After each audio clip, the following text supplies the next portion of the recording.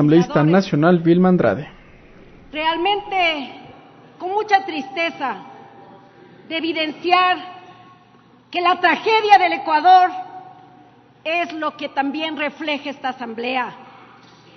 Seguimos hablando, seguimos discutiendo no de un proyecto futuro, no de cómo solucionamos los graves problemas que tiene el país, sino que la tragedia del Ecuador es justamente el correísmo, el morenismo, porque seguimos entrampados en esa discusión, porque aquí se quieren unos y otros lavar la cara, y hay que decirlo claro, aquí la tragedia del Ecuador tiene nombre y apellido.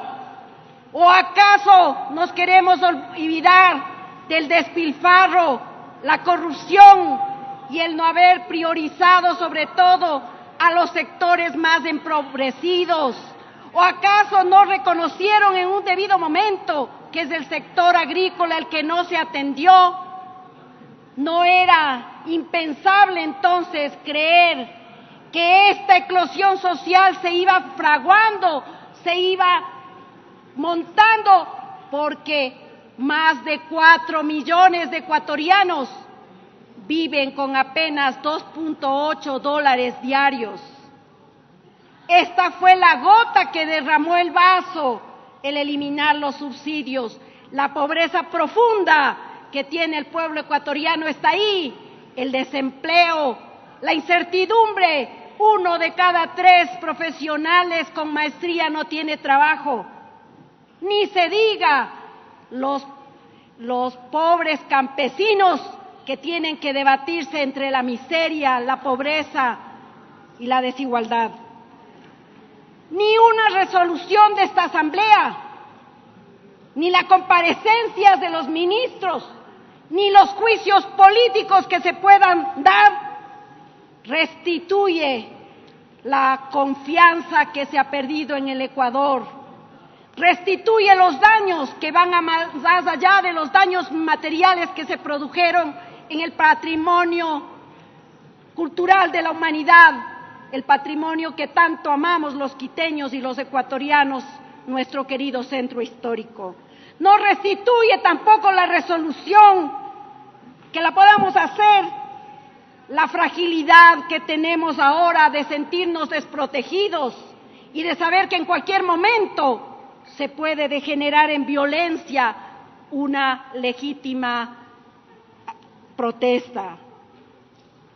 Pero peor aún, no vamos a poder recuperar esas vidas perdidas, ese dolor de las madres, de los hermanos, de sus hijos que perdieron la vida, las justas y legítimas aspiraciones del pueblo indígena que vino en paz, porque lo pudimos ver todos los ecuatorianos, vinieron en paz, se fue desgraciadamente distorsionando por aquellos que quisieron realmente generar conmoción, temor a través de eventos delincuenciales.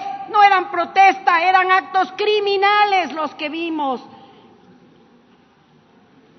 Y me pregunto, ¿en dónde estaba el servicio de inteligencia que debe tener el gobierno nacional? Son una vergüenza, no solo para el gobierno, para el país. ¿Cómo no pudieron alertar del hecho ocurrido? ¿O acaso esperaban que después de que se elimine los subsidios iba o no a haber una protesta y que no se dimensione realmente las características que se iban a dar? Por eso considero también en las comparecencias que se llame a quienes están al cargo de esa llamada inteligencia. El diálogo, ya se ha dicho aquí, el diálogo que esperábamos llegó tardío. Qué falta de precisión, qué falta realmente de dimensionar el problema, qué les costaba suspender el decreto y llamar a un diálogo auténtico en el cual realmente se dejen posiciones y lógicamente se logren los acuerdos y los consensos que demandaba el país. Ahora se requiere una clara y profunda investigación, porque ya aquí se ha dicho y lo reitero, no puede haber impunidad. Tiene que llegarse hasta las últimas investigaciones para que se sepa quiénes estuvieron atrás de estos actos vandálicos, quiénes quisieron destruir la unidad ecuatoriana. Tiene que saberse también qué fuerza fue o qué autoridad fue la que permitió el uso excesivo de la fuerza, que lo hemos visto en las imágenes dolorosas que aquí mismo se han pasado y a través de todos los medios de comunicación, y que tienen que ser investigados. No puede quedar esos hechos en impunidad. Pero creo que también, como demandamos investigación y justicia, la Asamblea Nacional tiene que dar salidas a la crisis profunda económica que tiene el Ecuador. Nosotros creemos que los subsidios tienen que ser focalizados de manera técnica, de manera adecuada, para que llegue realmente a quienes lo necesitan. Creemos que debe haber un control eficiente al contrabando. Creemos que debe haber un cobro también racional y llegar a acuerdos para lograr recuperar los más de 1.400 millones que deben 50 empresas en el Ecuador. Tenemos que hacer como Asamblea Nacional también el afán de recuperar el tiempo perdido. Y en ese sentido, señor presidente, yo creo que también tenemos que ir a una reforma política que le permita a la Asamblea Nacional poder hacer, como en otros congresos, la revisión de las medidas como las que tomó el gobierno con el decreto 883. La confusión de la población es muy grande. Creía que la Asamblea puede tomar esas decisiones. Esas decisiones las corresponde al Ejecutivo, que sí nosotros podemos tomar acciones y los debemos hacer. Priorizar, señor presidente, para que haya políticas públicas claras de apoyo al sector agrícola, al sector campesino, que realmente están viviendo difíciles momentos.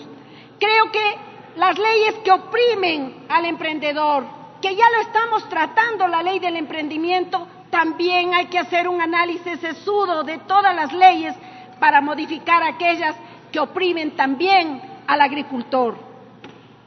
Hoy el país exige que todos los sectores aportemos para salir de esta encrucijada y de este difícil momento.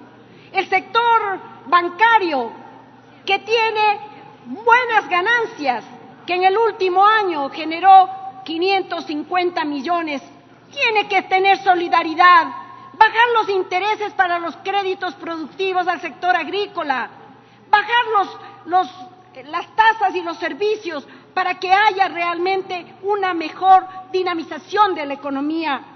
Creo que es importante también que las empresas tengan la sensibilidad de traer sus capitales, que ahora mismo conocemos, son más de 20.000 millones que se han llevado de ganancias y utilidades del año anterior.